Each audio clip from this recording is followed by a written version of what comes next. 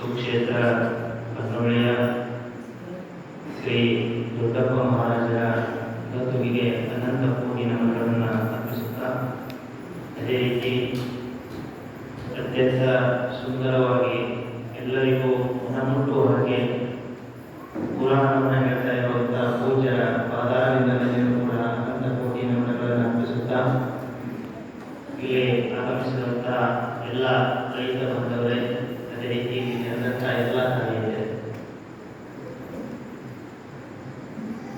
ಇಲ್ಲಿ ನಾವು ನಿಂತು ಮಾತಾಡಬೇಕಾಗಿತ್ತು, ಇಲ್ಲಿ ಬರಬೇಕಾಗಿತ್ತು ಅಂತಂದರೆ ಯಾವುದೋ ಮೊದಲೇ ಪೂಜ್ಯ ಶ್ರೀ ಸಿದ್ದೇಶ್ವರ ಅಪ್ಪಾಜಿಯವರೇ ನಮಗೆ ಕಳಿಸಿದ್ದಾರೆ ಅಂತ ನನ್ನ ಭಾವನೆ. ಯಾಕೆ ಅಂತಂದರೆ ಅವರ ಜೊತೆ ನಾವು ಸುಮಾರು 2 ಗಂಟೆ ಚರ್ಚೆಯನ್ನು ಮಾಡಿ, ಅದಾದ ನಂತರ ಸುಮಾರು 3 ವರ್ಷದಿಂದ ಅವರು ಎಲ್ಲಿ ಜನ್ಮ ತಾಳಿದಾರೋ ಆ ಮನೆಯಲ್ಲಿಯೇ ಈ ಕೆಲಸವನ್ನು ನಾವು ಪ್ರಾರಂಭ ಮಾಡಿ ಇವತ್ತು ರಾಜ್ಯ ಮಟ್ಟದಲ್ಲಿ ಈ ನಂದಿ ಕೂಗುವ ಜ್ಞಾನ ಮತ್ತು ನಂದಿ ಸೇವೆ ಸಂಘಟನೆ ಅನ್ನುವಂಥದ್ದು ಬಹುಜನರಿಗೆ ಇದು ಚಿರಪರಿಚಿತ ಅಂತ ಬಂದಿದೆ. ಅದೇ ವಿಚಾರವನ್ನು ನಿಮ್ಮೊಂದಿಗೆ ಹಂಚಿಕೊಳ್ಳಬೇಕು. ದೊಡ್ಡಪ್ಪ ಮಹಾರಾಜರನ್ನೇ ನಾವು ತೆಗೆದುಕೊಂಡ್ರೆ ಅವ್ರು ಇದ್ದಾಗ ಏನು ಕೆಲಸ ಮಾಡಿದರೆ, ಅವ್ರು ಹೋಗಿ ಆದ್ಮೇಲೆ ಅದಕ್ಕಿಂತ 1000 ಪಟ್ಟು ಕೆಲಸ ಆಗಿಲ್ಲ ಅನ್ನೋದು ಸಾಕ್ಷಿ ಎಲ್ಲ ಸುಂದರವಾಗಿ ನೀವು ನಿರ್ಮಾಣ ಮಾಡಿದ್ದೀವಿ. ಇದೆ ಖಂಡಿತ ಇಂಥ ಮಳೆ ಗಾಳಿ ಬಂದರೂ ಕೂಡ ನೀವು ಇಷ್ಟೇ ಆರಾಮಾಗಿ ತಗೊಂಡು ಕೇಳೋದು. ಅದು ಒಂದು ಗ್ರಾಮದಲ್ಲಿ ಮಧ್ಯದಲ್ಲಿ ಇರುವಂಥದ್ದು. ಇದು ನೋಡಿದಾಗಲೇ ನನಗೆ ಬಹಳ ಆನಂದ ಆಯಿತು. ಅಂದರೆ ದೊಡ್ಡಪ್ಪ ಮಹಾರಾಜ ಶಕ್ತಿ ಏನು ಕೆಲಸ ಮಾಡ್ಯಾರ ಅಂತ 108ನೇ ಪುಣ್ಯತಿಥಿ ಅವಾಗ ಹೋಗಿದ್ದಾರೆ. ನಾನು ಇವತ್ತಿಂತಲೂ ಇನ್ನೊಂದು ಕೆಲಸ ಆಗ್ತಾ ಇದ್ದಾರೆ ಅಂದರೆ ಅದು ಪ್ರೇರಕ ಶಕ್ತಿಯ ಮೂರು ಕಾರಣ. ಹಾಗಿದ್ರೆ 21ನೇ ಶತಮಾನದಲ್ಲಿ ಈ ಭೂಮಿ ಮೇಲೆ ಒಬ್ಬರು ರೈತರ ಗುರು ಅನ್ನುವಂಥವ್ರು ಯಾರಾದರೂ ಆಗಿ ಹೋಗಿದರೆ ಅದು ಪೂಜ್ಯ ಶ್ರೀ ಸಿದ್ದೇಶ್ವರ ಅಪ್ಪಾಜಿಯವರು. ರೈತರ ಹತ್ರ ಹೋಗಿ ರೈತರಿಗೆ ಮನಮುಟ್ಟುವ ಹಾಗೆ ಮಾತನಾಡಿದಂತಹ ಒಬ್ಬ ಯಾರಾದರೂ ಗುರು ಇದ್ರೆ ಅದು ಪೂಜ್ಯ ಶ್ರೀ ಸಿದ್ದೇಶ್ವರ ಅಪ್ಪಾಜಿಯವರು. ಯಾಕಂತಂದ್ರೆ ನಾವು ಸಣ್ಣವರಿದ್ದಾಗಲೇ ನಾವು ನೋಡ್ಕೋತಾ ಬಂದಿರೋದು. ಅವರೆಲ್ಲಾದ್ರೂ ಪ್ರವಚನ ಇತ್ತು ಅಂತಂದ್ರೆ ಎತ್ತಿನ ಬಡಿ ಕಟ್ಕೊಂಡು ಮುಂಜಾನೆ 4 ಗಂಟೆಗೆ ಹೋಗ್ತಿತ್ತು ಅಂತ. ಇಷ್ಟೆಲ್ಲ ಆಗಿ ಅವರು ಒಂದು ಕೊನೆಯ ಗಳಿಗೆ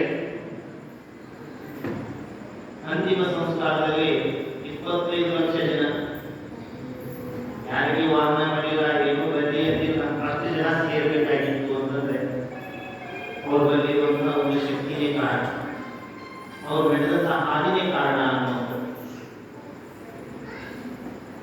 ಬಸವಣ್ಣವ್ರು 12ನೇ ಶತಮಾನದಾಗ ಹೋಗಿದ್ದಾರೆ. ಅದು ಇವತ್ತು ಕೂಡ ಅವರನ್ನು ನೆನೆಸ್ಕೋತೀವಿ. ಹಾಗಿದ್ರೆ ಇವತ್ತು ಸಿದ್ದೇಶ್ವರ ಅಪ್ಪ ನಾವು ಎಲ್ಲಿವರೆಗೆ ನೆನೆಸ್ಕೋತೀವಿ ಅಂತಂದ್ರೆ ಮುಂದಿನ ಒಂದು 1000 ವರ್ಷವರೆಗೂ ನೆನೆಸ್ಕೊಳ್ತೀವಿ. ನಾವು ನೆನೆಸ್ಕೊಳ್ತೀವೋ ಇಲ್ಲೋ ಅನ್ನುವಂಥದ್ದನ್ನ ನಾನು ಹೇಳೋ ಮಾತಿನ ಮೇಲೆ ನೀವೇ ನಿರ್ಧಾರ ಮಾಡಬೇಕು ಅಂತ ಅನ್ಸ್ಕೊಳ್ತಾ ಇರುವಂತ ಸಿದ್ದೇಶ್ವರ ಅಪ್ಪ ವಿಚಾರ ಬಿಟ್ಟು ಮತ್ತೊಂದೇನಿಲ್ಲ. ನಾನು ಕೃಷಿ ಅಧಿಕಾರಿ ಅಂತ 10 ವರ್ಷ ಸೇವೆಯನ್ನು ಮಾಡಿರೋದು. ಒಂದು 2 ಕಾರ್ಯಕ್ರಮಕ್ಕೆ ಅಪ್ಪವರು ನಾನೇ ಸ್ವತಃ ಕರೆದಿರೋದು ಮತ್ತು ಕಾರ್ಯಕ್ರಮ ಕೂಡ ಆಯೋಜನೆ ಮಾಡಿರುವಂಥದ್ದು. ಅವ್ರಿಗೆ ಸ್ವತಃ ಅವ್ರ ಜೊತೆಗೆ ಕರ್ಕೊಂಡು ಬಂದಿರೋದು. ಒಂದು 3ನೇ ಕಾರ್ಯಕ್ರಮಕ್ಕೆ ಕರೀಬೇಕು ಅಂತ ಅವ್ರು ಹೋದಾಗ ಅವ್ರ ಪ್ರಶ್ನೆ ಮೇಲೆ ಪ್ರಶ್ನೆ ಕೇಳ್ತಾ ಹೋದ್ರು. ನಮಗೆ ಗೊತ್ತಾ ಇರಲಿಲ್ಲ. ಅವಾಗ ಸ್ವಲ್ಪ ಬೇಜಾರು ಮಾಡ್ಕೊಂಡು ಬಂದಿದೆ. ಆದರೆ ಅಪ್ಪವರು ಲಿಂಗೈಕ್ಯ ಆದ್ಮೇಲೆ ಒಂದು 4 ದಿವಸಕ್ಕೆ ಈ ಕೇವಲ ಭಾರತ ಅಲ್ಲ, ದೇಶದ ಭವಿಷ್ಯ ಸಿದ್ದೇಶ್ವರ ಅಪ್ಪರ ಮೇಲೆ ನಿಂತಿದ ಅನ್ನುವಂಥದ್ದು ಸ್ಪಷ್ಟ ಆಯಿತು. ಮುಂದೆ ಹೋಗ್ತಾ ಹೋಗ್ತಾ ಅವ್ರ ಮನೆಗೆ ನಮ್ಗೆ ಕರ್ಕೊಂಡ್ಬೇಕು. ಸಿದ್ದೇಶ್ವರ ಅಪ್ಪರು ಏನು ಬಾಲ್ಯಗಳು 14 ವರ್ಷ ಕಳೆದಿದ್ರು. ಉದ್ದೇಶ ಏನು ಅಂತಂದ್ರೆ ಜೋಡೆತ್ತಿನ ಕೃಷಿಕರು ಪ್ರತಿ ಗ್ರಾಮಗಳಲ್ಲಿ ಉಳಿಯಬೇಕು ಮತ್ತು ಅವ್ರ ಸಂಖ್ಯೆ ಹೆಚ್ಚಿಗೆ ಆಗಬೇಕು ಅನ್ನೋದು. ಅವ್ರ ಬಿತ್ತಗಿ ಗ್ರಾಮ ಕೇವಲ 16 ಜೋಡಿ ಎತ್ತುಗಳಿರೋದ್ರೆ 14 ಜನ ಇರೋದು. 16 ದಿನ ಸಂಖ್ಯೆ ಹೆಚ್ಚಿಗೆ ಆಗಬೇಕು, ಕಡಿಮೆ ಆಗಬಾರ್ದು ಅಂತೇಳಿ ಒಂದು ಸಂಘಟನೆ ನಿರ್ಧಾರ ಮಾಡಿದ್ವಿ. ಮುಂದೆ ಅಪ್ಪೋರ್ ಒಂದು ಅನುಷ್ಠಾನಕ್ಕೆ ಒಂದು ಸ್ಥಳ ಇದೆ, ಸನ್ಯಾಸಕ ಮಠ ಅಂತ.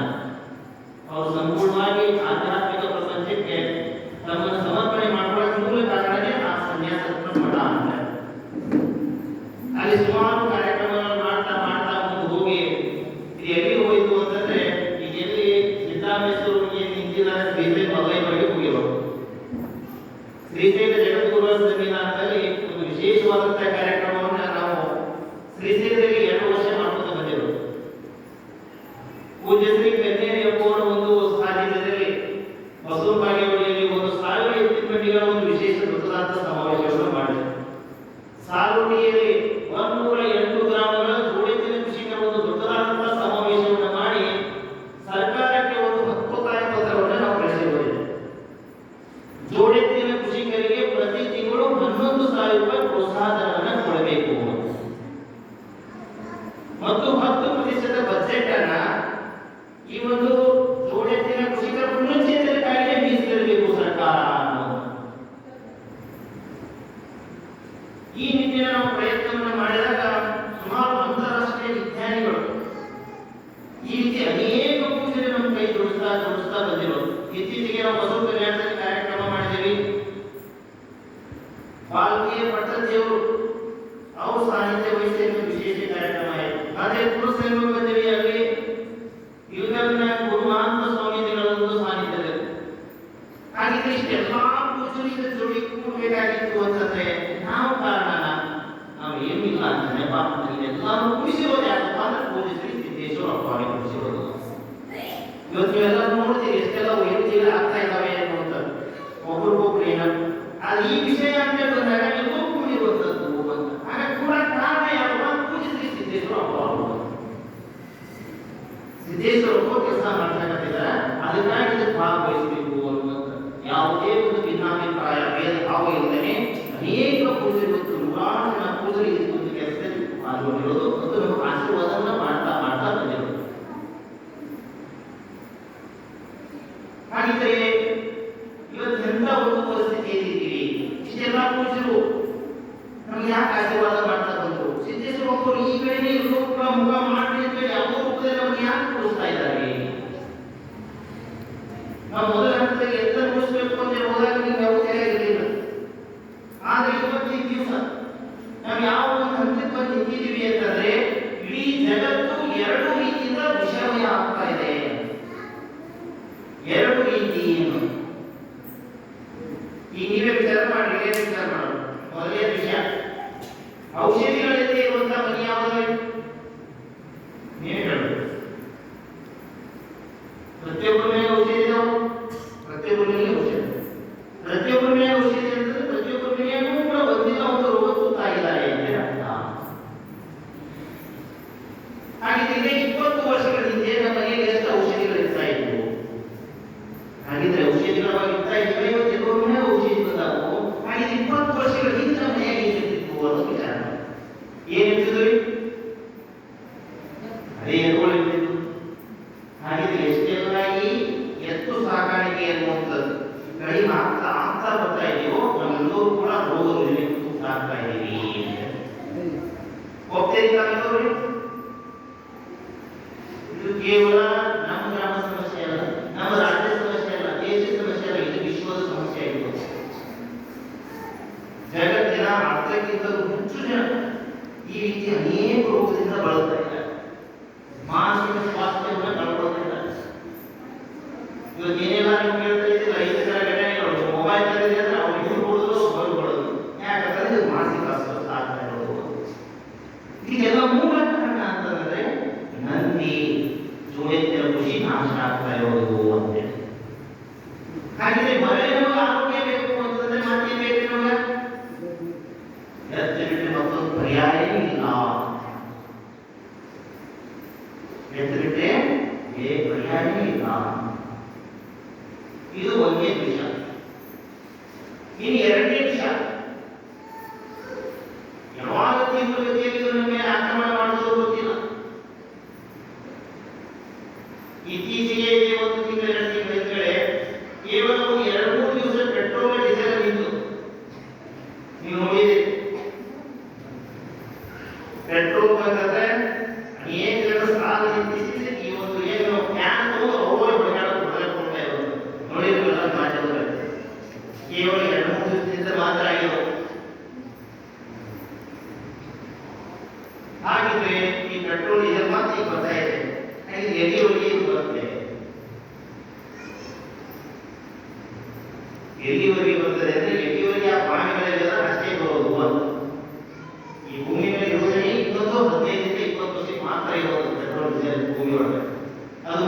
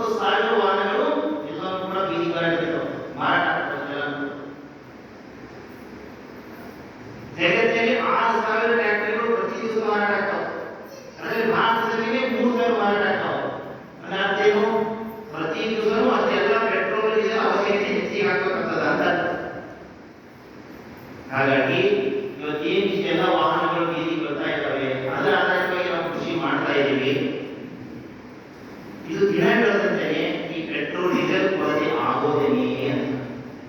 ಭೂಮಿ ಮೇಲಿರುವಂತ ಯಾವ ನಾಯಕರು ಕೂಡ ಇದು ಪೂರೈಕೆ ಮಾಡೋ ಸಾಧ್ಯತೆ ಇಲ್ಲ. ಯಾರು ಈಗ ಮೊದಲ ಹಂತದಲ್ಲಿ ಎಚ್ಚೆತ್ತುಕೊಳ್ತಾರೋ ಅವರಿಗೆ ಮಾತ್ರ ಮುಂದೆ ಭವಿಷ್ಯ. ಯಾಕೆ ಇವತ್ತು ಪುರಾಣ ಮಾಡುವಂತಹ ಪೂಜೆ ಅನ್ನೋದು ನದಿ ಕುಂದ್ರಿಸಾರ? ಯಾಕೆ ಕುಂದ್ರಿಸಾರ ಅಂತಂದ್ರೆ ಆ ಪುರಾಣ ತಯಾರಾಗಬೇಕಾದ ನದಿಯೇ ಕಾರಣ. ಈ ಭಾರತ ದೇಶದಲ್ಲಿರುವಂತ ಎಲ್ಲ ಶಿವಾಲಯಗಳು ನಿರ್ಮಾಣ ಆಗಬೇಕಾಗಿತ್ತಂದ್ರೆ ಆ ನಂದಿ ಖುಷಿಗಳು ಲೋಳೆತ್ತಿನ ಖುಷಿಗಳ ಶ್ರಮನೇ ಕಾರಣ. ಅದೇ ಕಾರಣಕ್ಕಾಗಿ ಎಲ್ಲ ಶಿವಾಲಯಗಳಲ್ಲಿ ಶಿವಲಿಂಗದಿಂದ ನಂದಿಯನ್ನು ಸ್ಥಾಪನೆ ಮಾಡಿರೋದು. ಅದಕ್ಕೆ ಯೋಗ್ಯತೆ ನಂದಿ ಎನ್ನುವುದು ಕುಡಿಯೋದು. 12 ಜ್ಯೋತಿರ್ಲಿಂಗಗಳು ಅಂತಂದ್ರೆ ಈ ನಾಗರಿಕತೆಯ ಜ್ಯೋತಿ ಆನಂದ ಕಾಪಾಡೋದು ಯಾರು ಅಂತಂದ್ರೆ ಅದೇ ಜ್ಯೋತಿರ್ಲಿಂಗಗಳ ಕೂತಂತ ನಂದಿ ಎನ್ನುವುದು. ನಂದಿ ಹೋಯ್ತು ಅಂತಂದ್ರೆ ಇನ್ನು ಅನ್ನ ವಿಷಾಗ ಶುರು ಮಾಡುತ್ತದೆ, ಕುಡಿಯುವ ನೀರು ವಿಷಾಗ ಶುರು ಮಾಡುತ್ತದೆ. ಇದೇ ಕರ್ನಾಟಕದ 12 ನದಿಗಳ ನೀರನ್ನು ನೇರವಾಗಿ ಕುಡಿಯುವಂತ ಸ್ಥಿತಿಯಲ್ಲಿ ಇವತ್ತಿಲ್ಲ. ನೇರವಾಗಿ ಕುಡಿಯೋದಲ್ಲ, ನೇರವಾಗಿ ಸ್ನಾನ ಮಾಡೋದು ಕೂಡ ಯೋಗ್ಯ ಇಲ್ಲ ಅನ್ನುವಂಥದ್ದು. ಇದು ನಾನು ಹೇಳ್ತಾ ಇಲ್ಲ, ವಿಜ್ಞಾನಿಗಳೇ ಹೇಳ್ತಾ ಇದ್ದಾರೆ. ಕರ್ನಾಟಕ ಮಾಲಿನ್ಯ ನಿಯಂತ್ರಣ ಮಂಡಳಿ ಇತ್ತೀಚೆಗೆ ಸಂಶೋಧನೆ ಮಾಡಿ ಹೇಳಿರುವಂಥದ್ದು. ಹಾಗಿದ್ರೆ ನಾವೆಲ್ಲ ಅದೇ ನೀರನ್ನು ಅವಲಂಬಿಸಿದ್ದೀವಿ ಅಂತಂದ್ರೆ ಇವತ್ತು ಮೊದಲ ಹಂತದಲ್ಲಿ ಎಲ್ಲ ರೋಗಗಳಂತಂದ್ರೆ ಇನ್ನೂ ಎಲ್ಲ ರೋಗ ನಾವು ಕಾಣಬಹುದು. ಪ್ರತಿಯೊಬ್ಬರಿಗೂ ವಿಚಾರ ಮಾಡಬೇಕಲ್ಲ. ನಾವು ಇಷ್ಟೆಲ್ಲ ಪ್ರಯತ್ನ ಮಾಡಿದ್ದೀವಿ, ಹೆಚ್ಚಿಗೆ ಆಗಬೇಕು, ಆಗಬೇಕು ಅಂತ ಹೇಳಿ ಪ್ರಯತ್ನ ಮಾಡಿದ್ರು ಕೂಡ ಸರ್ಕಾರ ಇವತ್ತು ಸ್ಪಂದಿಸಿಲ್ಲ. ಕಾರಣ ಏನು ಅಂತಂದ್ರೆ ಈ ಕುಡಿಸಿ ಎಂದ್ರೆ ನಾವು ಮತಗಳನ್ನು ಕೊಟ್ಟಿಲ್ಲ ಅಂತಂದ್ರೆ ಸ್ಪಂದಿಸ್ತಾರೆ.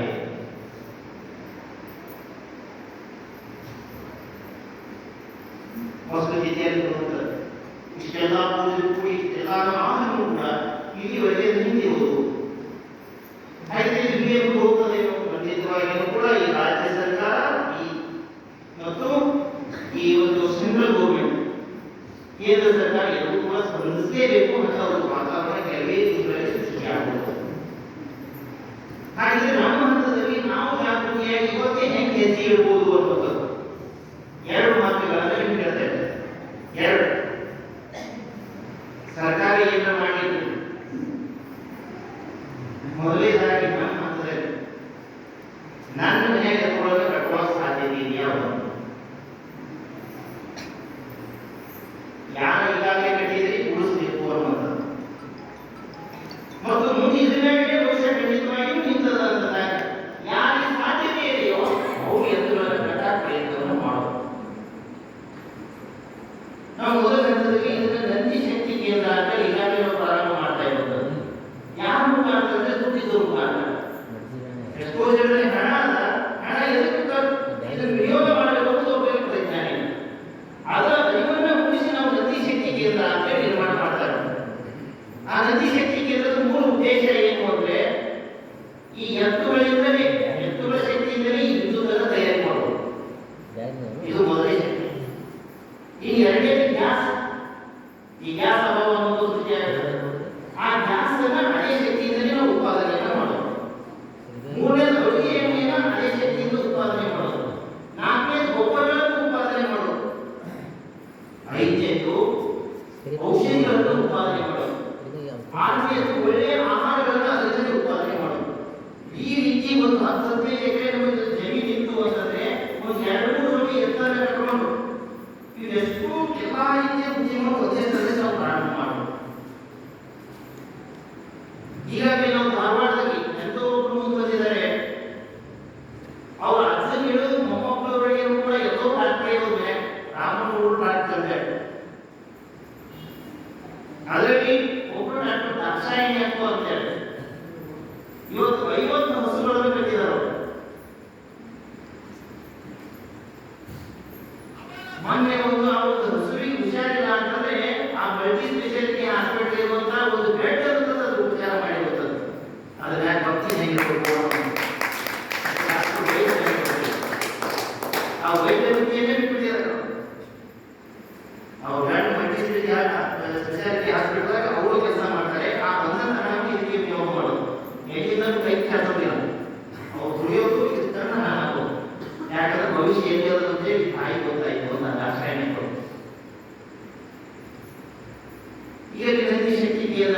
ಎಲ್ಲಿ ಮಲ್ಟಿ ಸ್ಪೆಷಾಲಿಟಿ ಹಾಸ್ಪಿಟಲ್ ಒಂದು ಸಿಟಿಯಲ್ಲಿ ಇವತ್ತು ಕೋಟಿಗೆ ಒಂದು ಸೀಟ್ ಆಗಬೇಕು ಅಂತ ಎಲ್ಲಿ ಡೆವಲಪ್ ಹಸ್ಪಿಟಲ್ಗಳಿದ್ದಾರೆ ಅದೇ ಜಾಗದಲ್ಲಿ ಸೀಟ್ ಆಗಬೇಕು. ಯಾಕಂದ್ರೆ ಆರೋಗ್ಯ ಏನಿಸ್ಪ ಅಂತಂದ್ರೆ ಆ ದೊಡ್ಡ ಬೆಳಿಗಳಿಲ್ಲ ಇವತ್ತು ನಂದಿ ಸುದ್ದಿ ಅದ ಅನ್ನೋದು ತಿಳಿಸುವಂತ ಕೆಲಸವನ್ನು ನಾವು ದಂಪತಿಗಳಿಗೆ ಕೂಡ ಮಾಡ್ತಾ ಇರೋದು ವೈದ್ಯರು. ಅದಕ್ಕೆ ಒಂದು ದೈವಿ ಶಕ್ತಿಯನ್ನು ಸಂಪರ್ಕ ಮಾಡಿ ಇವತ್ತನ್ನು ನಂದಿ ಶಕ್ತಿ ಕೇಂದ್ರ ಅಂತ ಇದೇ ದಿಸೆಯಲ್ಲಿ ಇನ್ನೊಬ್ಬರು ಹಾಕಿದ್ದಾರೆ ಆಯುರ್ವೇದಿಕ್ ಡಾಕ್ಟರ್ ಅಲ್ಲಿ ಕೂಡ ಒಂದು ನಂದಿ ಶಕ್ತಿ ಕೇಂದ್ರ ಅನ್ನೋದು ನಾವು ಇತ್ತೀಚೆಗೆ ಪ್ರಾರಂಭ ಮಾಡಿದೆ. ಇತ್ತೀಚೆಗೆ ಹೊಸ ಕಲ್ಯಾಣದಲ್ಲಿ ಆಕಾಶ ಕೋಳಿಗೆ ಅಷ್ಟೇ ಅವ್ರು ಜರ್ಮನಿಯಲ್ಲಿ ಇದ್ದರು, ಮಲ್ಟಿನ್ಯಾಷನಲ್ ಕಂಪನಿಯಲ್ಲಿ ಕೆಲಸವನ್ನು ಮಾಡ್ತಾ ಇದ್ರು. ತಿಂಗಳ 5 ಲಕ್ಷ ಪಗಾರ ಇತ್ತು. ಈ ಬಿಲ್ ಬಂದು 15 ಎಕರೆ ಜಮೀನಲ್ಲಿ ಇದೇ ನಂದಿ ಶಕ್ತಿ ಕೇಂದ್ರವನ್ನು ನಿರ್ಮಾಣ ಮಾಡ್ತಾ ಇದ್ರು. ಅವ್ರ ಹಿಂದಿಯೂ ಕೂಡ MBBS ಡಾಕ್ಟರ್ ಇಲ್ಲಿ ಒಂದು ಹಾಸ್ಪಿಟಲ್ ಹೋದಾಗ ಇವತ್ತು ಹಳೆ ಜಮೀನಲ್ಲಿ ಬಂದಿದ್ದೇವೆ. ಇತ್ತೀಚೆಗೆ ಹತ್ತೊಂದು ಸಲಹೆ ಇದೆ. ನಿಮಗೆ ಯಾಕೆ ಹೇಳ್ತಾ ಇದ್ದೀವಿ ಅಂತಂದ್ರೆ ನಾವೆಲ್ಲರೂ ಅರಿವಿನ ಕೊರತೆಯಿಂದ ಯಾವುದೋ ಕಡೆ ನಾವು ಬೆಳೆದಿದ್ದೀವಿ ಅಂತ ಅಂತಿದ್ದವರೇ ಇವತ್ತು ಇವತ್ತು ಗ್ರಾಮಕ್ಕೆ ಬರ್ತಾ ಇದ್ದಾರೆ. ಜಮೀನನ್ನ ಕಟ್ಕೊಂಡು ನಾವು ಸುಮ್ಮನೆ ಬೆಳೆಸಬೇಕು ಅಂತ ವಿಚಾರ ಮಾಡ್ತಾ ಇದ್ದಾರೆ ಅಂತಂದಾಗ ನಾವೆಲ್ಲರೂ ಕೂಡ ಎಚ್ಚೆತ್ತುಕೊಳ್ಬೇಕಾಗಿಲ್ಲ ಅಂತ ವಿಚಾರ ಹೇಳ್ತಾ ಇದ್ದಾರೆ. ಇವತ್ತು ಎಂಥ ಪರಿಸ್ಥಿತಿಯಲ್ಲಿ ಅರಿವಿನ ಕೊರತೆ ಅಂತಾನೆ ಹೇಳ್ತಾರೆ. ಯಾರು ಎಚ್ಚರಿಕೆ ಅಂತಂದ್ರೆ ಅವ್ರಿಗೆ ಗಂಜೆನೇ ಕೊಡಬಾರ್ದು ಅನ್ನುವಂಥ ನಿಟ್ಟಿನ ಮನೋಸ್ಥಿತಿ ಬಂದಿರುವಂಥದ್ದು. ಹೌದಿನ ಅದು ವಾಸ್ತವದಲ್ಲಿ ಏನಪ್ಪ ಅಂತಂದ್ರೆ ನಾವು ಯಾರು ಮನೆ ಕೊಡ್ತೀವಿ ಆ ಮನೆ ಕೊಡ್ತೀವಿ ಅಂತಂದ್ರೆ ಖಂಡಿತವಾಗಿ ಆ ಮನೆ ಒಳ್ಳೆ ಭವಿಷ್ಯ ಅದೇ ಅಂತ ಇಲ್ಲ ಅಂತ ಕಾರಣಕ್ಕಾಗಿ ನಾವು ಏನೇನೋ ವಿಚಾರ ಮಾಡ್ಕೊಂಡು ಬಂದಿದ್ದೀವಿ. ಇವತ್ತೇನಾದ್ರು ನಾನು ದಿವಸ ಏನು ಹೇಳಿದೆ 3 ಲಕ್ಷ ವಾಹನಗಳ ಮಾರಾಟ ಆಗ್ತಾವೆ ಈ ಜಗತ್ತಲ್ಲಿ ಅಂತಂದ್ರೆ ಇನ್ನು ಕೆಲವೇ ದಿನಗಳಲ್ಲಿ ಈ ಡೀಸೆಲ್ ಮತ್ತು ಪೆಟ್ರೋಲ್ ಕೊರತೆ ಆಗೋದಿಲ್ಲ ಈ ಜಗತ್ತಿಗೆ. ಜಗತ್ತಿನ ಅರ್ಧಕ್ಕಿಂತಲೂ ಹೆಚ್ಚು ದೇಶಗಳು ವಿನಾಶದಲ್ಲಿ ಕಾಣಿಸುತ್ತಿದ್ದಾವೆ. ಕೇವಲ ಒಂದು 6 ರಿಂದ 7 ವರ್ಷಗಳಲ್ಲಿ ಜಗತ್ತಿನ ಅರ್ಧಕ್ಕಿಂತಲೂ ಹೆಚ್ಚು ಜನಸಂಖ್ಯೆ ನಾಶ ಆಗುತ್ತದೆ ಅಂತ ನೀವು ಹೇಳ್ತಾ ಇದ್ದಾರೆ. ಜಗತ್ತಿನ ಅರ್ಧಕ್ಕಿಂತಲೂ ಹೆಚ್ಚು ಜನಸಂಖ್ಯೆ ಅಂತ ಹೇಳ್ತಾ ಇದ್ದಾರೆ. ಇಲ್ಲಿ ಪುರಾಣ ಇರ್ತದೆ. ಪುರಾಣ ಮುಂದೆ ಪೂಜೆ ನಂದಿ ಬಿಟ್ಟಾರೆ. ಈಗ ನಂದಿಯಂತೆ ಸಾಕ್ಷಿಯಾಗಿ ಪೂಜಿಸಿದ್ದಾರೆ. ಮತ್ತು ಈ ರೀತಿ ಏನು ಗುರುಗಳಿದ್ದಾರೆ ಅವ್ರಿಗೆ ಸಮಾಜ ನಂದಿ ಅಂತ ಇರ್ತೀವಿ, ಅದ್ರ ಮುಂದೆ ನಂದಿ ಅಂತ ಇರ್ತೀವಿ, ಶಿವಲಿಂಗ ಪೂಜೆ ಮಾಡ್ತೀವಿ, ಅದ್ರ ಮುಂದೆ ನಂದಿ ಇರ್ತೀವಿ. ನಮ್ಮ ಮನೆ ಜಗಲಿಗೆ ನಾವು ನಂದಿ ಪೂಜೆ ಮಾಡ್ತೀವಿ, ನಾವು ಆಚರಣೆಗೆ ಇದ್ದೀವಿ ಅಂತ ನೀವು ಅರ್ಥೈಸ್ಕೋಸ್ಕರವಾಗಿ ಇದನ್ನೇ ನಾವು ಅರ್ಥೈಸಬೇಕು ಅಂತೇಳಿ ಅಫ್ಘಾನಿಸ್ತಾನ ಅರ್ಥೈಸಕ್ಕೆ ಸಾಧ್ಯತೆ ಇದೆ. ಒಂದು ಆಚರಣೆಗೆ ಇಲ್ಲ, ವಾಸ್ತವದಲ್ಲಿಯೂ ಇಲ್ಲ ಮತ್ತು ಆಚರಣೆಗೂ ಇಲ್ಲ. ನಾವಿಲ್ಲಿ ಬದಲಾವಣೆ ಮಾಡ್ಕೊಳ್ಳೋ ಒಂದು ಅವಕಾಶ ಅದ ನೀವು ಹೇಳ್ತಾ ಇರೋದು. ಎಷ್ಟು ಭಕ್ತಿಯಿಂದ ಎಲ್ಲೋದಂತ ಎಲ್ಲ ರೈತರು ಕೂಡಿ ಎಷ್ಟು ಭಕ್ತಿಯಿಂದ ಪೂಜೆ ಮಾಡಿದ್ರು. ಇದೇ ನಾವು ಬೇರೆ ದೇಶಕ್ಕೆ ಹೋದ್ರೆ ಅವನೇ ಪೂಜೆ ಮಾಡಬೇಕು ಅಂತಾರೆ. ಒಂದು ಆಚರಣೆಗೂ ಇಲ್ಲ, ಒಮ್ಮೆ ದಸರಾಗೂ ಆಗುದಿಲ್ಲ. ಹಾಗಿದ್ರೆ ಈ ಜಗತ್ತಿನಲ್ಲಿ ಯಾವುದಾದ್ರೂ ದೇಶಕ್ಕೆ ಮುಂದಿನ 10 ವರ್ಷಗಳಲ್ಲಿ ಭವಿಷ್ಯ ಇದ್ರೆ ಈ ಭಾರತ ದೇಶ ಭವಿಷ್ಯ ಅದ ಅಂತ ಹೇಳ್ತಾರೆ. ಅದರಲ್ಲಿಯೂ ಕೂಡ ಈ ಭಾರತ ದೇಶದಲ್ಲಿ ಯಾವ ಒಂದು ಭೂಪ್ರದೇಶಕ್ಕೆ ಭವಿಷ್ಯ ಅಂತಂದ್ರೆ ಯಾವ ಒಂದು ಈ ಲಿಂಗಾಯತ ಧರ್ಮ ಅನ್ನುವಂಥದ್ದು. ಅಂದ್ರೆ ಏನು ಬಸವಣ್ಣವರು ಇಷ್ಟಲಿಂಗವನ್ನು ಕೊಟ್ಟರು ಅದರ ಆಧಾರವಾಗಿ ನಾವು ಹುಡುಕುವಂತ ಬಂದಿರೋ ಸಮಾಜಕ್ಕೆ ಎಂಥ ಒಂದು ಈ ಒಂದು ವಿದೇಶಿಗಳ ಆಕ್ರಮಣ ಆದರೂ ಕೂಡ ಇಲ್ಲಿವರೆಗೆ ಈ ಸಂಸ್ಕೃತಿ ಬೆಳೀತಾ ಬರ್ತಿರೋದು ಮೂಲ ಕಾರಣ ಅಂತಂದ್ರೆ ಅದು ಲಿಂಗ ಕಾರಣ ಅನ್ನೋದು. ಹಾಗಾಗಿ ಮತ್ತೆ ಅದರ ಆಧಾರವಾಗಿ ನಾವು ಒಂದು ಗುಡಿದ ಪರಿಹಾರ ಕಟ್ಕೊಳ್ಳೋ ಸಾಧ್ಯತೆ ಅದ.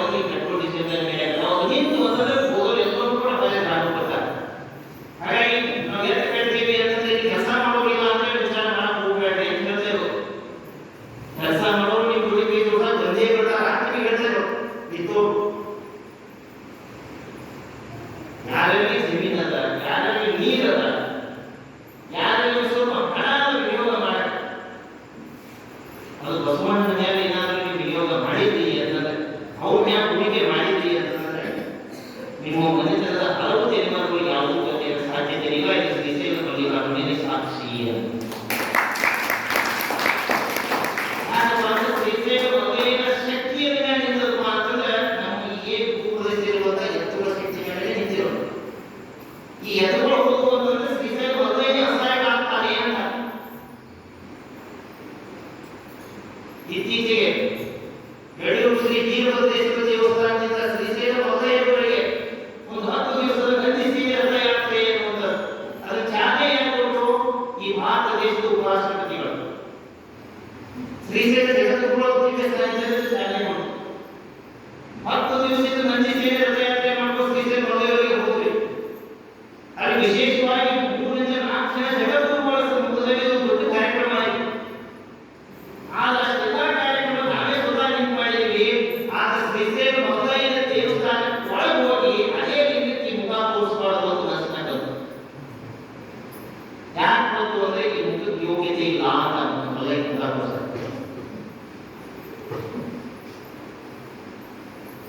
ಇನ್ನು ಭವಿಷ್ಯದಲ್ಲಿ ವಿಶ್ವದ ನಿಶ್ಚಿತ ಇದನ್ನ ಎಲ್ಲಾನು ತಿಳಿದ ಅಂತ ಆದ್ಮೇಲೆ ಮತ್ತೆ ಅವಳು ಮುಂದೆ ಕೈ ಮುಟ್ಟಿದ್ರೆ ಆಗ್ತಿಲ್ಲ.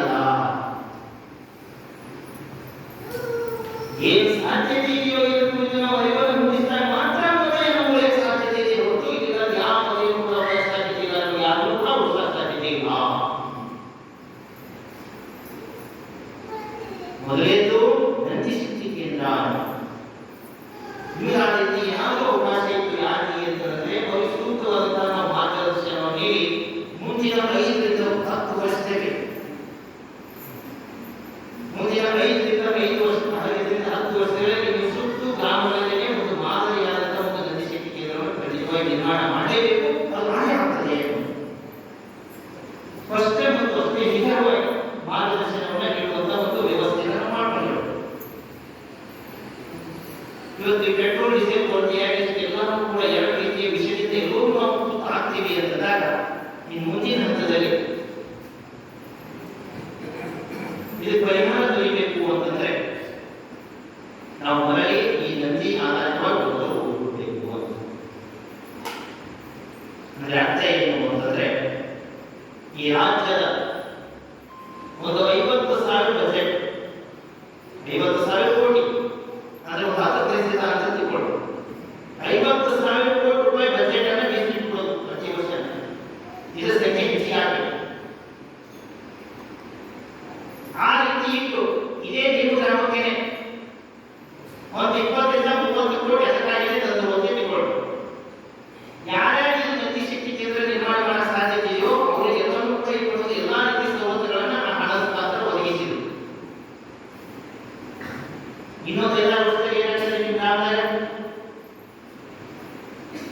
ಈಗಿರುವಂತ ಎತ್ತುಗಳಿಗೆ 2-3 ಪಟ್ಟು ಹೆಚ್ಚಿಗೆ ಆಗಿರ್ತವೆ. ಹೋಗ್ತೀರಿ ಹೇಳೋದ್ರಿ ಎತ್ತು ಕಟ್ಟೋಗಿ ತಿಂಗಳ ಒಂದು ಪಗಾರ ಮಾಡೋದು.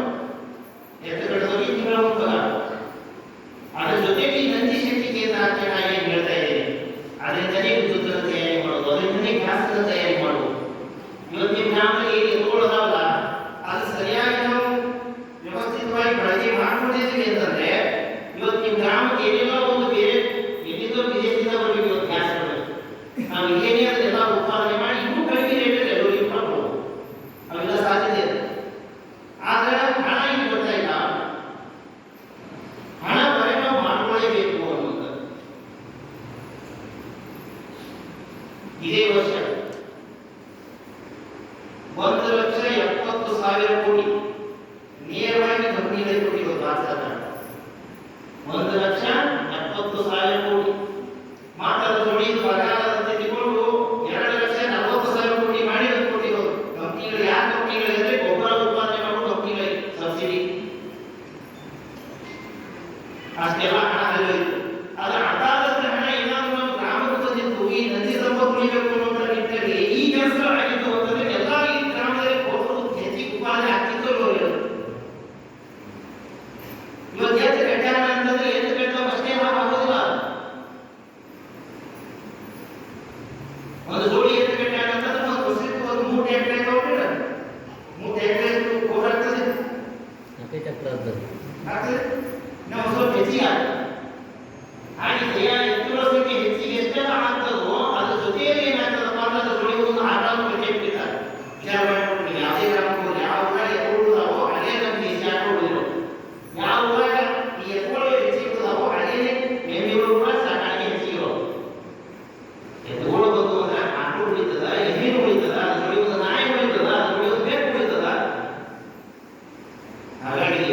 ಕೂಸು ಸ್ವಲ್ಪ ಇದ್ರ ಮ್ಯಾಗ ನಿಂತದ ಮಾತು ಎತ್ತಿನ ಮ್ಯಾಗೆ ನಿಂತಿರು.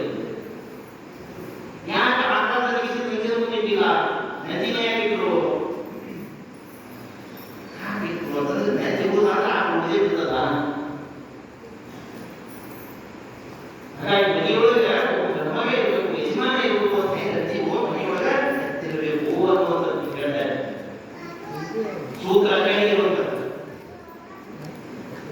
ಹಾಗಾಗಿ ಈಗ ಕೇವಲ ನಾವು ಎತ್ತ ಕಟ್ಟಿ ಅಂತಂದ್ರೆ ಹೇಳ ಸಾಲದಿಲ್ಲ. ಯಾಕಪ್ಪ ಅಂದ್ರೆ ಸರ್ಕಾರಿ ನೌಕರು ಅಂತಂದ್ರೆ ಒಮ್ಮೆ ಸರಿಯಾದ ಸೇರಿದ್ರೆ ಸಹಾಯಕ ಬರಲ್ಲ. ಹೋಗಿ ಇವತ್ತು ನಾವು ರಾಜೀನಾಮೆ ನೀಡಿ ಸಂಪೂರ್ಣವಾಗಿ ಕೆಲಸಕ್ಕೆ ಹೋಗಾಕ ಮೂಲ ಕಾರಣ ಏನು ಅಂತಂದ್ರೆ ಈ ಮುಂದಿನ ದಿನಗಳಲ್ಲಿ ಯಾವ ಸರ್ಕಾರವೂ ಕೂಡ ಸರ್ಕಾರಿ ನೌಕರಿ ಪದ ಕೊಡಕ್ಕೆ ಆಗುದಿಲ್ಲ. ಯಾವ ಸರ್ಕಾರದಲ್ಲೂ ಕೂಡ ಪದ ಕೊಡಕ್ಕೆ ಆಗುದಿಲ್ಲ. ಇನ್ನೊಂದು ಎಂತ ಪರಿಸ್ಥಿತಿ ನಿರ್ಮಾಣ ಎಲ್ಲಾರು ಕೊಟ್ಟೆ ರೈತರಿಗೆ ಕಾನ್ಸೆಂಟ್ರಿ ಅವಕಾಶಕ್ಕೆ ನಿಂತು ಅಂತಂದ್ರೆ ಯಾವ ಸರ್ಕಾರ ನೌಕರಿ ಪದ ಕೊಡ್ತದ? ಹಾಗಾಗಿ ಇವತ್ತಿನ ದಿವಸದಿಂದ ಒಂದು ವೈರುಧ್ಯದ ಪರಿಸ್ಥಿತಿ ಮುಂದಿನ ದಿನಗಳಲ್ಲಿ ನಿರ್ಮಾಣ ಆಗ್ತದಂದ್ರೆ ನಾವೇ ಜನರಾಗಬೇಕು ಅಂತ. ಇವತ್ತು ನಾನು ನೌಕರಿ ಬಿಟ್ಟಿದ್ದೀನಿ ಅಂತಂದ್ರೆ ಇವತ್ತು ನಾನು ಹೊರಗೆ ಕೆಲಸ ಮಾಡ್ತಿದ್ದ ನೀತಿ ಕಾರಣ ಇದು. ನನ್ನ ನೀತಿ ಅದೇ ಸರ್ಕಾರಿ ಡಾಕ್ಟರ್ ಆಗಿದ್ದಾರೆ, ನನ್ನ ಮಗಳಿದ್ದಾರೆ, ಮಗಳ ಸಂಪೂರ್ಣವಾಗಿ ನೋಡಿಕೊಂಡು ಎಲ್ಲಾ ಕೆಲಸ ವೆಚ್ಚವನ್ನು ಅವಳೇ ಮಾಡ್ತಾಳೆ ಅನ್ನೋ ಕಾರಣಕ್ಕಾಗಿ ನಾನು ಮಾಡೋ ಕೆಲಸಕ್ಕೆ ಸರಿಯಾಗಿಲ್ಲ. ಹಾಗಿದ್ರೆ ಈ ಒಂದು ಅರಿವು ಅಥವಾ ಕೂಡಿ ನಾವು ನಡೆಯುವಂತ ಕೆಲಸ ಇದರಿಂದ ಎತ್ತ ಸಾಧ್ಯತೆ ಇತ್ತು. ನನ್ನ ಮನೆಯವರು ಅದೇ ಬಸವಣ್ಣ ಆಗಿರ್ಬೋದು, ನನ್ನ ಹೆಂಡತಿ ಮನೆಯವರು ಬಸವಣ್ಣ ಆಗಿರ್ಬೋದು.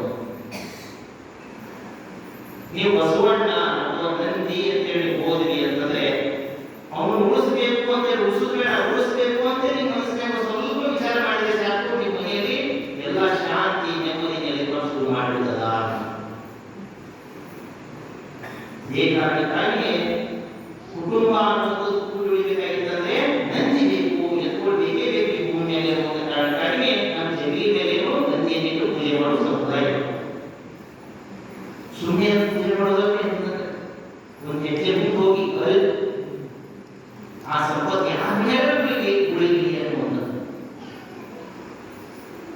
ಹಾಗಾಗಿ ಇವತ್ತು ನಾನೇ ಒಂದು ನಿರ್ಧಾರ ಮಾಡಿರೋದು ಏನು, ಇದು ಬಂದಿರೋದು ಇನ್ನು ಮುಂದಿನ ದಿನಮಾನಗಳಲ್ಲಿ ಯಾವುದೇ ಪಕ್ಷ ಆಗಿರ್ಬೋದು, ಇದಕ್ಕೆ ಪೂರಕವಾಗಿ ಯಾರು ಯೋಜನೆ ಮತ್ತು ಕಾನೂನನ್ನು ತರ್ತೀನಿ ಅಂತ ಹೇಳಿ ಬದ್ಧವಾಗಿ ನಿಂತಿದ್ದಾರೋ ಅವರಿಗೆ ಮತ ನೀಡಬೇಕು. ಹೇಗೆ ನಾವು ಹೋಗ್ಬೋದು, ನಾವು ಮತ ನೀಡಿದ್ರೆ ಯೋಜನೆ ತಗೋದು ಅಂತ ಹೇಳ್ತಾರೆ. ಹಾಗಾಗಿ ಇವತ್ತು ನಂದಿ ಮತ ಜಾಗೃತಿ ಅಂತಂದ್ರೆ ನಮ್ಮ ಮನೆಯ ಜಗಲಿ ಮೇಲಿರುವಂತಹ ನಂದಿಯ ಸಾಕ್ಷಿಯಾಗಿ ನಾವು ಮತ ನೀಡಕ್ಕೆ ತಯಾರಾಗಬೇಕು. ನಮ್ಮ ಮನೆಯಲ್ಲಿರೋ ಏನಾದ್ರು ನಂದಿ ಇತ್ತು ಅಂತಂದ್ರೆ ಆ ನಂದಿ ಸಾಕ್ಷಿಯಾಗಿ ನಾವು ಮತ ನೀಡಬೇಕು. ಯಾರಿಗೆ ಅಂತಂದ್ರೆ ಯಾರ ಸಂಪತ್ತನ್ನು ಉಳಿಸಿ ಬೆಳೆಸಿ ನಮ್ಮ ಗ್ರಾಮವನ್ನು ನಾವು ಉಳಿಸ್ತೀವಿ, ಈ ನದಿ ಸಂಪತ್ತನ್ನು ಹೆಚ್ಚಿ ಮಾಡ್ತೀವಿ, ಅಥವಾ ಈ ಗ್ರಾಮವನ್ನು ಆಧಾರವಾಗಿ ಸ್ವಾವಲಂಬಿಯಾಗಿ ಮಾಡ್ತೀವಿ ಅಂತೇಳಿ ಯಾರು ಮುಂದೆ ಬರ್ತಾರೋ ಅವರಿಗೆ ಮತ ನೀಡಬೇಕು ಅನ್ನೋದು.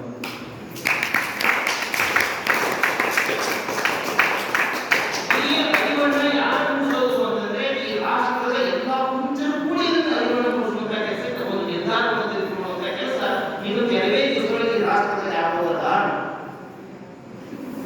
ಹಾಗೆ ಈ ಒಂದು ಕ್ರಾಂತಿಕಾರಿಕವಾದಂತಹ ಒಂದು ಕೆಲಸ ಎಲ್ಲಿಂದ ಪ್ರಾರಂಭ ಆಯಿತು, ಅದೇ ಪೂಜ್ಯ ಶ್ರೀ ಸಿದ್ದೇಶ್ವರ ಎಲ್ಲಿ ಜನ್ಮ ತಾಳಿ 14 ವರ್ಷ ಬಾಲ್ಯವನ್ನು ಕಳೆದ್ರು ಆ ಮನೆಯಿಂದಲೇ ಪ್ರಾರಂಭ ಆಗಿದೆ. ಇನ್ನೂ ಶ್ರೇಷ್ಠವಾದಂತಹ ಸಂತ ಅದೇ ಮನೆಯಲ್ಲಿ ಇರುವಂಥದ್ದು ಶ್ರೀ ಸೋಮಲಿಂಗಾಚಾರ್ಯವರು ಮತ್ತು ಶ್ರೀ ಅಂಬರೀಷ್ ಆಚಾರ್ಯವರು. ಇದೆಲ್ಲವೂ ಕೂಡ ಬೆಂಬಲವಾಗಿ ನಿಂತು ಕೂಡ ನಮಗೆ ಎಲ್ಲ ರೀತಿ ಶಕ್ತಿಯನ್ನು ತುಂಬಿದವರು ಆ ಇಬ್ಬರು ಅಜ್ಜರು. ಅದೇ ಮನೆಯಲ್ಲಿದ್ದಾರೆ. ಈ ನಿಟ್ಟಿನಲ್ಲಿ ಏನಾದರೂ ಈ ದೇಶದಲ್ಲಿ ಒಂದು ರಾಜಕೀಯ ಕ್ರಾಂತಿ ಆದಂತೆ ಆದರೆ ಇವತ್ತು ನಮ್ಮ ದೇಶ ಬಿಟ್ಟು ಬೇರೆ ದೇಶಕ್ಕೆ ಕಂಪನಿಗಳಿಗೆ 2,40,000 ಕೋಟಿ ರೂಪಾಯಿ ಏನು ಹೋಗ್ತಾ ಇದೆಯೋ ಆ ಹಣ ಎಲ್ಲ ಮೈ ಬರ್ತದ. ನಾವು ಮುಂದೆ ಮನೆಗೆ ಬರಬೇಕು ಅನ್ನೋ ಸಾಧ್ಯತೆ ಇಲ್ಲ. ಎಲ್ಲ ಪೂಜೆಗಳು ಒಮ್ಮತದಿಂದ ನಮಗೆ ಯಾರೆಲ್ಲ ಭಕ್ತರಿದ್ದಾರೋ ಅವರಿಗೆ ನಾವು ನಂದಿಗೆ ಮತ ಹಾಕಿಸೋದು ಅಂತ ಎಲ್ಲ ಅವರಿಗೂ ಕೂಡ ಶುರು ಮಾಡಿದ್ರೆ ಎಂಥ ರಾಜಕಾರಣಿ ಬಂದು ಏನು ಮಾಡ್ತಾನೆ, ಅದಕ್ಕೆ ನಿಮಗೆ ಪೂರ್ವಕವಾದಂಥ ಕಾನೂನು ಜೊತೆ ಅಂತ ಕೊಡ್ತಾನೆ. ಹೋಗ್ತೀರಿ ನಾನು ಹೇಳ್ತಾ ಇರೋದು. ಇದನ್ನು ನಾವು ಏನಾದರೂ ಒಂದು ರಾಜರ ವ್ಯವಸ್ಥೆ ಇದು ಮಾಡಕ್ಕಾಗ್ತದೆ. ಇವತ್ತು ಪ್ರಜೆಗಳೇ ರಾಜ, ನೀವೇ ರಾಜ, ನಿಮ್ಮ ಪ್ರಜೆಗಳು. ಸರಿ, ಇವತ್ತಿಗೆ ನಾವೇನಾದ್ರೂ ಬೆಳೆದೀವಿ, ನಮಗೂ ಒಳ್ಳೆಯ ಭವಿಷ್ಯ, ನಮ್ಮ ಮಕ್ಕಳಿಗೆ ಒಳ್ಳೆಯ ಭವಿಷ್ಯ ಅಂತ ಸಿಗ್ತದೆ. ಏನಾದರೂ ನಾವು ವೈಯಕ್ತಿಕ ಹೆಸರಿಯಲ್ಲಿ ಇದ್ದೀವಿ ಅಂತಂದ್ರೆ ಒಂದು ನಮಗೆ ಉಳುವುದ ಮತ್ತು ನಮ್ಮ ಮಕ್ಕಳಿಗೆ ಉಳುವುದ ಅಂತ ಇಲ್ಲಿ ಪ್ರತಿಯೊಬ್ಬರು ಮಾತ್ರ ಅಂತ ನೀವು ಹೇಳ್ತಾರೆ. ಒಂದು ಮತದಾರನಾಗಿ ಮತವನ್ನು ಕೊಡುವುದು, ಒಬ್ಬ ರಾಜಕೀಯ ನಾಯಕನಾಗಿ ಅದಕ್ಕೆ ಫುಲ್ ಪಾಯಿಂಟ್ ಕಾನೂನನ್ನು ತಗೊಳ್ತಾರೆ. ಅದೇ ರೀತಿ ಕೂಚಲು ಕೂಡಿ ಇದನ್ನೇ ಅರಿತುಕೊಳ್ಳುವಂಥದ್ದು. ನಾಯಕ ಅಂತವ್ರು ಯಾರಾದ್ರೆ ಅವರು ಗುರುತಿಸಿ ಅವರಿಗೆ ಮತ ಕೊಡ್ತೀವಿ. ಹಾಗಾಗಿ ಈ ನಿಟ್ಟಿನ ಒಂದು ಚರ್ಚೆ ಈಗಾಗಲೇ ಪ್ರಾರಂಭ ಆಗಿದೆ. ಹಾಗಾಗಿ ಏನೇ ಆಗಿದ್ರೂ ಕೂಡ ಇದನ್ನು ಆಗಿಸುವವರು ಯಾರಪ್ಪ ಅಂದ್ರೆ ಪೂಜಿಸಿ ಸಿದ್ದೇಶ್ವರ ಹೊರಗೆ ಕಾರಣ ಆಗಿರೋದು. ಇಲ್ಲಿವರೆಗೆ ನಾವು 4 ವರ್ಷ ಇಲ್ಲಿವರೆಗೆ ಒಂದೊಂದೊಂದೊಂದು ಅಭ್ಯಾಸ ಇಟ್ಕೊಂಡು ಇಲ್ಲಿ ಬಂದಿದ್ದೀವಿ ಅಂತಂದ್ರೆ ಆ ಸಿದ್ದೇಶ್ವರ ಒಬ್ಬರೇ ನಮ್ಗೆ ಏನ್ ಮಾಡಿದ್ರು ಮಾರ್ಗದರ್ಶನ ತೋರಿಸ್ತಾ ಇದೆ. ಅದು ಕೂಡ ಈ ಒಂದು ಸಂಪ್ರದಾಯ ಈ ಮಠಕ್ಕೆ ಬಂದಾಗ ಬಹಳ ವಿಶೇಷ ಮತ್ತು ಅಷ್ಟೇ ಆನಂದ ಆಗಿದೆ. ಇಲ್ಲಿ ಬರಬೇಕಾಗಿತ್ತು ಅಂದ್ರೆ ಮೂಲ ಕಾರಣ ತಪ್ಪನೆ ಯಾರಪ್ಪ ಅಂತ ದಸರಥ್ ಸಿಂಗ್ ರಜಪೂತ್ ಅನ್ನೋ ಬಹಳ ವಿಶೇಷವಾದಂತ ವ್ಯಕ್ತಿ. ಅವರನ್ನು ಏನಾದ್ರು ರಾತ್ರಿ ಯಾವ ಮಾಡಿದ್ರು ಅವ್ರು ಹೋಗ್ಬೇಕು. ಯಾಕಪ್ಪ ಅಂತಂದ್ರೆ ಇದು ಪ್ರಾರಂಭದಲ್ಲಿ ಇನ್ನು ಯಾರಿಗೂ ಕೂಡ ಪರಿಚಯ ಇರಲಿಲ್ಲ. ಆ ಸಮಯದಲ್ಲಿ ಆ ಈ ವಿಷಯನ ಮೊದಲ ಅರ್ಥೈಸಿಕೊಂಡು ಈ ಕಾರ್ಯಕ್ರಮ ಆಗಬೇಕು ಅನ್ನುವಂಥ ನಿಟ್ಟಿನಲ್ಲಿ ನಮ್ಮ ಸತತವಾಗಿ ಬೆಂಬಲ ನೀಡ್ತಾ ಮತ್ತು ಈ ಗ್ರಾಮದಲ್ಲಿ ಎಲ್ಲರೂ ಒಂದುಗೂಡಿಸಿ ನಾವು ಬೆಂಬಲ ನೀಡ್ತಾ ಬಂದವರು ದಸರಥ್ ಸಿಂಗ್ ರಜಪೂತ್ ಅವರು. ಅದೇ ರೀತಿ ಈಗ ಅನೇಕ ಜನ ಇದ್ದಾರೆ. ನಿಜ ಹೇಳಬೇಕಾಗಿತ್ತು ಅಂದ್ರೆ ಇಲ್ಲಿ ಬಂದಂತೆ ಸುಮಾರು ಜನ ನೀವು ರೈತರು ಕೆಲಸ ಹಾಕಿದ್ದೀರಿ. ಈ ಕೆಲಸದಲ್ಲಿ ನೀವು ತೊಡಗಿದ್ದೀರಿ ಅಂತಂದ್ರೆ ನೀವು ನಿಜವಾದ ರೈತರನ್ನ ಕಟ್ಕೊಳ್ಬಹುದು. ಇಲ್ಲಿವರೆಗೆ ಈ ನದಿ ಮಹತ್ವವನ್ನು ಅರಿಯಬೇಕು, ಅಲ್ಲಿವರೆಗೆ ನಾನು ರೈತನೇ ಅಂತ ಹೇಳ್ತಾರೆ. ಹೇಳೋದ್ರ ಬರೀ ಹೇಳೋದು ರೈತರ ನಿಜವಾದ ಮಿತ್ರ ಯಾರು ಅಂತಂದ್ರೆ ನಂದಿ ನಂದಿ ನಂದಿ ಎತ್ತುಗಳೇ ನಿಜವಾದ ಮಿತ್ರರು ಅಂತಂದ್ರೆ ಯಾವಾಗ ಮಿತ್ರ ಹೋರಾಟನೋ ಅದೇ ಕಾರಣಕ್ಕಾಗಿ ಕಳೆದ 30 ವರ್ಷಗಳಲ್ಲಿ ದೇಶದಲ್ಲಿ 3 ಲಕ್ಷ ಜನ ರೈತರ ಆತ್ಮಹತ್ಯೆ ಮಾಡ್ತಿದ್ದಾರೆ. ರೋಗಿಗಳ ಸಚಿವರ ಅನೇಕ ಮಾಡಬಹುದು. ಆ ಸಂದರ್ಭದಲ್ಲಿ ಈ ರೈತ ಆತ್ಮಹತ್ಯೆ ಮಾಡ್ಕೊಳ್ಳಿಲ್ಲ. ಅದಕ್ಕೆ ಮೂಲ ಕಾರಣ ಅಂತಂದ್ರೆ ಅವನ ಮಿತ್ರ ರೈತ ಏನು ನಂದಿ ಅಥವಾ ಇಸ್ಕೊಂಡು ಆದ್ರೆ ಒಂದು ದಿವಸ ಸಣ್ಣ ಪುಟ್ಟ ಏನಾದರೂ ಒಂದು ತೊಂದರೆ ಆಯ್ತಂದ್ರೂ ಕೂಡ ಏನಾಗ್ತೀವಿ ಅಂತಂದ್ರೆ ನಾವು ಆತ್ಮಹತ್ಯೆ ಮಾಡ್ತೀವಿ, ನಮ್ಮನ್ನು ನಾವು ತುತ್ತು ಮಾಡ್ಕೊಂಡ್ಬಿಡ್ತೀವಿ ಅನ್ನೋದು. ಇದರ ಮೂಲ ಕಾರಣ ಅಂತಂದ್ರೆ ಯಾವ ಶಕ್ತಿ ನಮ್ಮನ್ನ ಉಳಿಸಿ ಬೆಳೆಸ್ಕೊಂಡು ಬಂದಿತ್ತು ಮುಂದೂ ಕೂಡ ನಮ್ಮ ಮಕ್ಕಳನ್ನು ಕೂಡ ಕಾಪಾಡೋದಲ್ಲ. ಅದರಿಂದಲೇ ನಾವು ದೂರ ಆಗಿದ್ದೇವೆ ಅಂತ ಕಾರಣಕ್ಕಾಗಿಯೇ ಇಂತಹ ಒಂದು ವಿಪತ್ತು ಬಂದು ಇರೋದು. ಹಾಗಾಗಿ ಯಾವ ರೂಪದಲ್ಲಿ ಶ್ರೀ ರುದ್ರಪ್ಪ ಮಹಾರಾಜರು ನಮ್ಮೆಲ್ಲರೂ ಒಂದು ಮುಂದಿನ ಹತ್ತಿರದಲ್ಲಿ ಏನಾದ್ರು ನಿರ್ಮಾಣ ಮಾಡಿದ್ವಿ ಅಂತಂದ್ರೆ ಮುಂದಿನ ಊರನ್ನು ನಿರ್ಮಾಣ ಮಾಡ್ಕೊಂಡು ನೀವು ಮಾಡ್ತೀರಾ ಆ ಊರಿನ ಮಾರ್ಗದರ್ಶನಕ್ಕೋಸ್ಕರ ಅವರನ್ನೇ ಆಗುತ್ತದೆ. ಇವತ್ತೇನು ಅವಶ್ಯಕತೆ ಇದ್ದು ನಿರ್ಮಾಣ ಮಾಡ್ಕೊಂಡಿರಿ, ರೋಡ್ ಅವಶ್ಯಕತೆ ಇದ್ದು ರೋಡ್ ಮಾಡ್ಕೊಂಡಿರಿ, ರೈಲ್ವೆ ಅವಶ್ಯಕತೆ ಇದ್ದು ಅದನ್ನು ಮಾಡ್ಕೊಂಡಿರಿ, ಬೀದಿ ದೀಪ ಇತ್ತು ಅವಶ್ಯಕತೆ ಅದನ್ನು ನಿರ್ಮಾಣ ಮಾಡ್ಕೊಂಡಿರಿ. ಇನ್ನು ಮುಂಚೆ ಏನು ಮಾಡಿದ್ರೆ ನೀವು ಗ್ರಾಮದಲ್ಲಿ ಜಲ್ದಿ ಸಂಪತ್ತು ಹೆಚ್ಚಿಗೆ ಆಗಬೇಕು, ಅದನ್ನು ನೀವೆಲ್ಲರೂ ಕೂಡಿ ನೀವೇ ಮಾಡ್ಬೋದು. ಹೆಚ್ಚಿಗೆ ಮಾಡ್ಬೋದಲ್ಲ, ಅದೊಂದು ಅವಕಾಶ ಇರ್ತದ.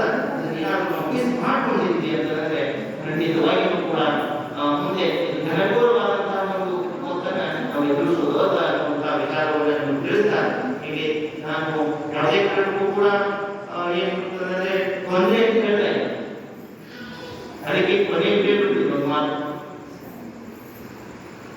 ನಮ್ಮ ಸ್ಫೂರ್ತಿ ಅಂದ್ರೆ ತಾಯಿ ಅಕ್ಕಮಹಾದೇವಿಯವರು ಒಂದು ಮಾತು, ತಿನ್ನಲು ರೊಟ್ಟಿ ಸಿಗದಿರಲಿ, ತಿನ್ನಲು ರೊಟ್ಟಿ ಸಿಗದಿರಲಿ, ಸಿಕ್ಕಾಗ ನಾಯಿ ಬಂದು ಬಸಿದುಕೊಂಡು ಹೋಗಲಿ.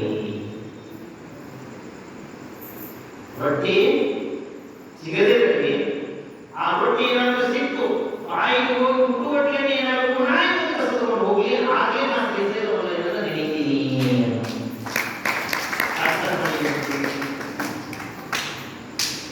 ಬದುಕುವ ಜ್ಞಾನ ಎಲ್ಲಿಂದ ಲಭಿಸುತ್ತದೆ ಅಂತಂದ್ರೆ ಈ ಕೊರತೆಗಳಾಗಲಿ ಸಮಸ್ಯೆಗಳ ಹೆಚ್ಚಿಗಾಗಲಿ ಇನ್ನೇನಲ್ಲಿ ಎದುರಿಸಬೇಕು ಅನ್ನುವಂಥ ಒಂದು ಮನೋಭಾವ.